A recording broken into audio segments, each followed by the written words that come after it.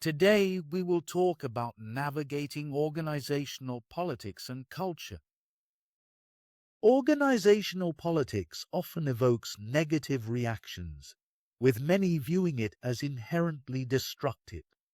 However, it's essential to understand that politics, in this context, refers to the process of brokering power to achieve personal goals.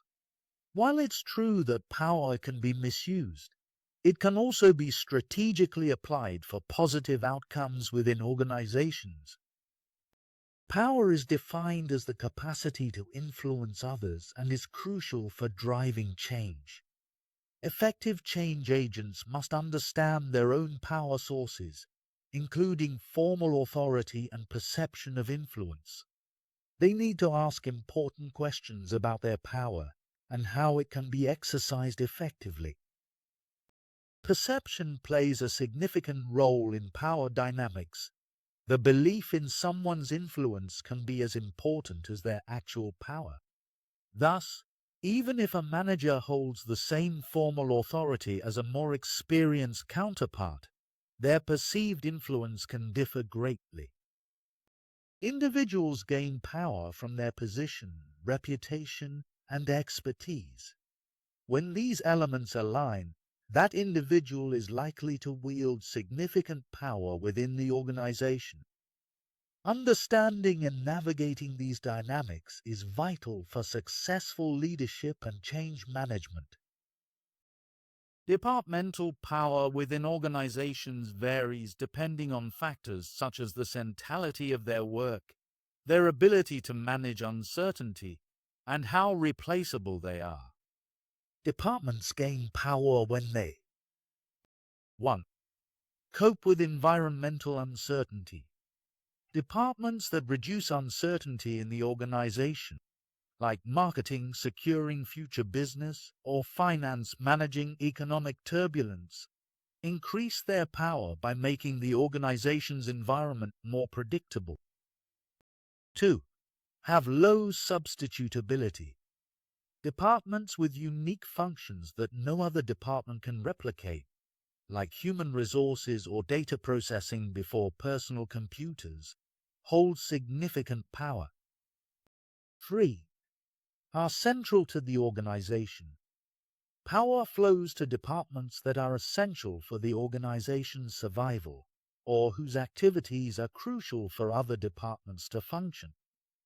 For example, information systems are critical in many large organizations, making them highly influential.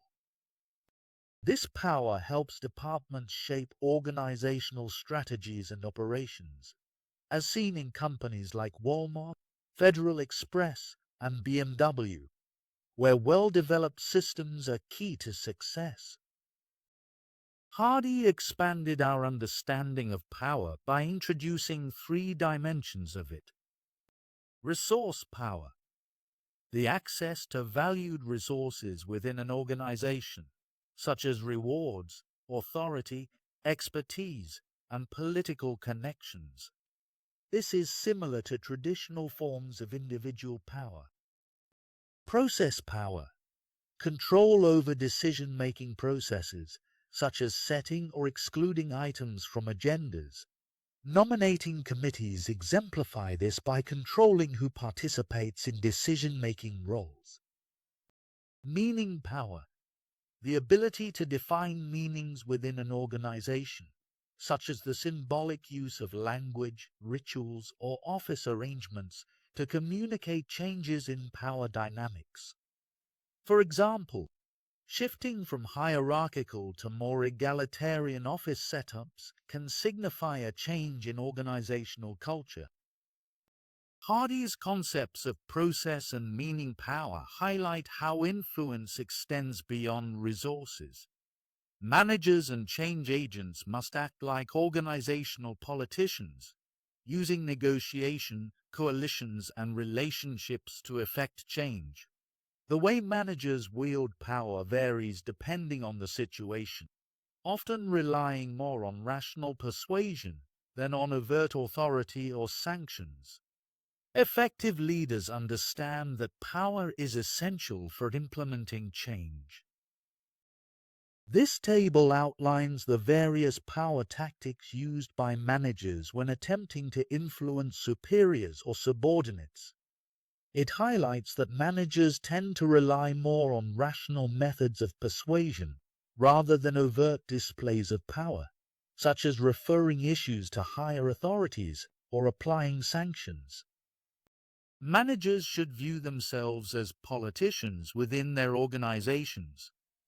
This perspective implies the necessity to engage in negotiation, coalition building, alliance formation, understanding decision-makers' personalities, and utilizing contacts and relationships to gather crucial information.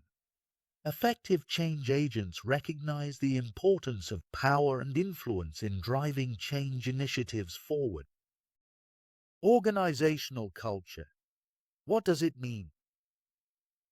Organizational culture refers to the shared values, beliefs, and assumptions that guide the behavior and thinking of members within an organization.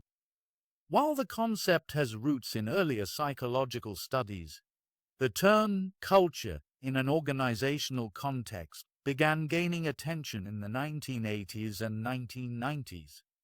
Despite its widespread use, there is no universal definition, but Ed Schein's definition is highly influential. Schein's model of organizational culture identifies 3 levels for analysis. The first level consists of visible artifacts, such as how employees dress and the design of buildings, which may be easy to see but challenging to interpret.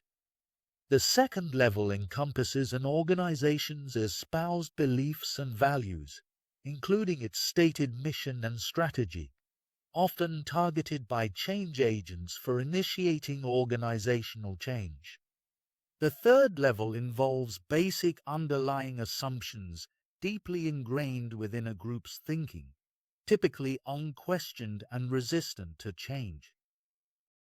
Individuals' perceptions play a crucial role in the success of organizational change efforts.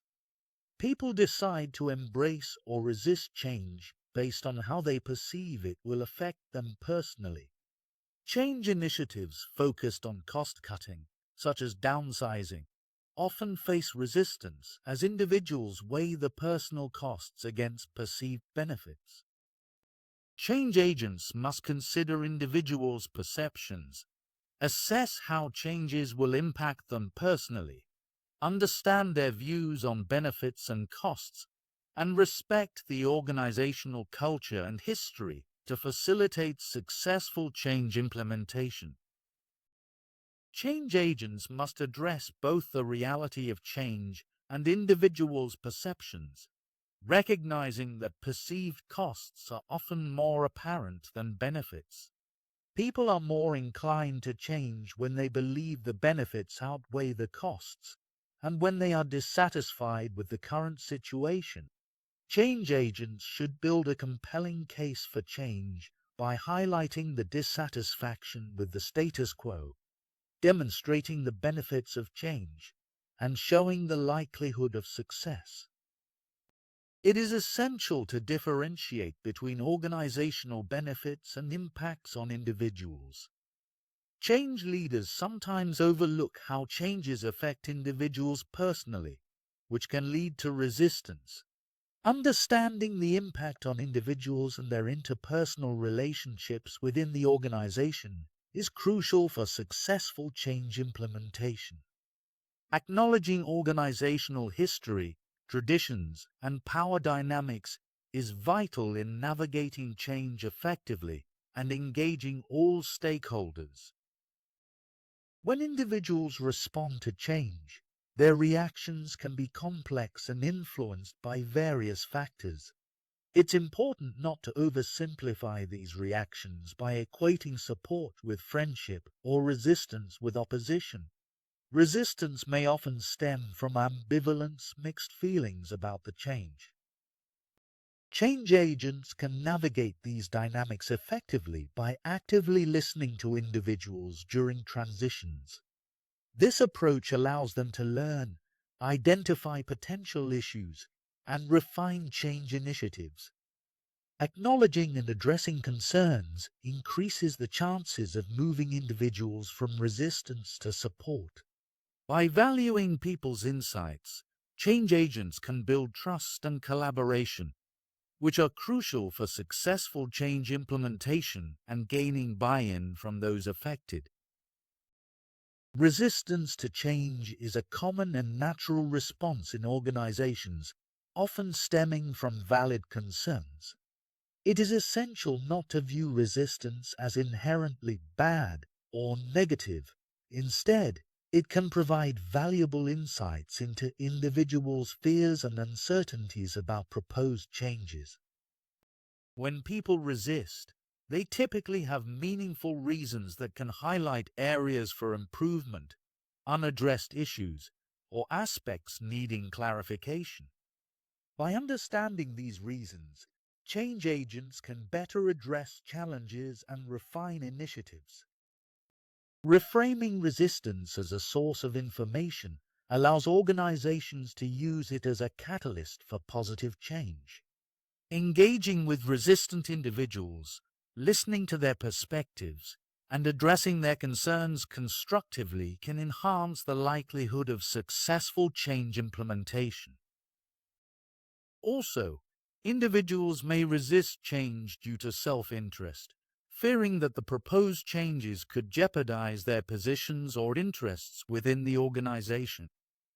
Misunderstandings and lack of trust can also fuel resistance when communication about the change is unclear, or when employees mistrust the motives behind the initiative. Additionally, different assessments of the consequences of change among individuals and a low tolerance for change can contribute to resistance. By acknowledging these reasons for resistance and addressing concerns such as self-interest, communication gaps, trust issues, differing perceptions, and low change tolerance, organizations can effectively manage and navigate resistance. Engaging with employees, fostering open communication, and involving them in the change process can help alleviate resistance and enhance the success of change initiatives. In organizational change, understanding the complex interplay of people, systems, and structures is key. Organizations naturally tend towards equilibrium or homeostasis, where forces are in balance. Altering a single force can trigger ripple effects and resistance. Two crucial tools for change leaders are force field analysis, which identifies driving and restraining forces impacting objectives, and stakeholder analysis, which focuses on key individuals or groups influencing or affected by change. By integrating these tools, change agents can manage forces effectively. Force field analysis reveals the forces for and against change, necessitating the upsetting of equilibrium to instigate change. Internal and external pressures, such as market dynamics and organizational culture, can act as driving or restraining forces. Unraveling resistance involves addressing power dynamics, cultural norms, and ingrained behaviors that hinder change, illustrating the intricate dynamics at play in organizational transformations. To conduct a force field analysis effectively, several key steps should be followed.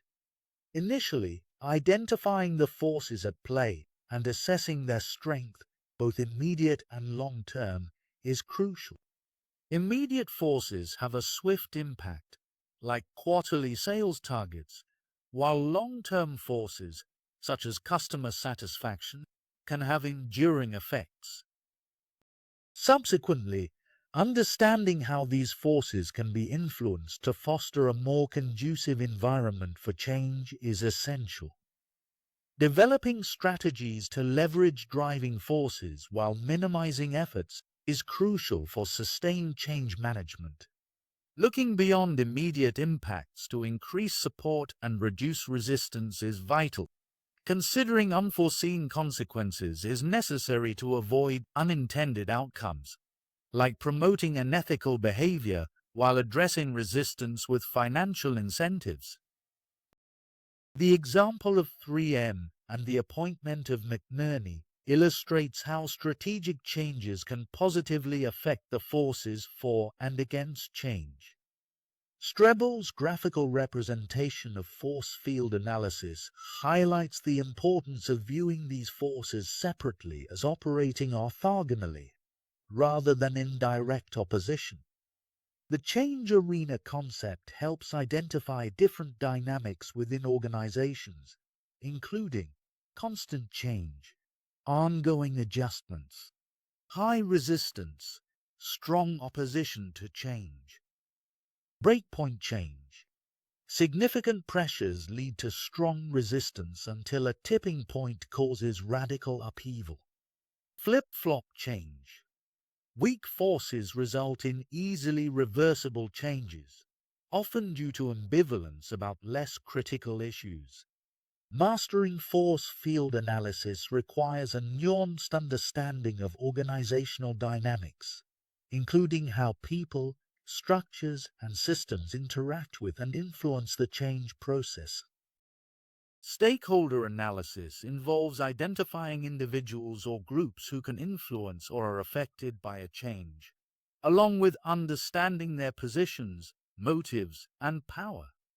It helps change leaders recognize how to manage key stakeholders and navigate the relationships within the organization.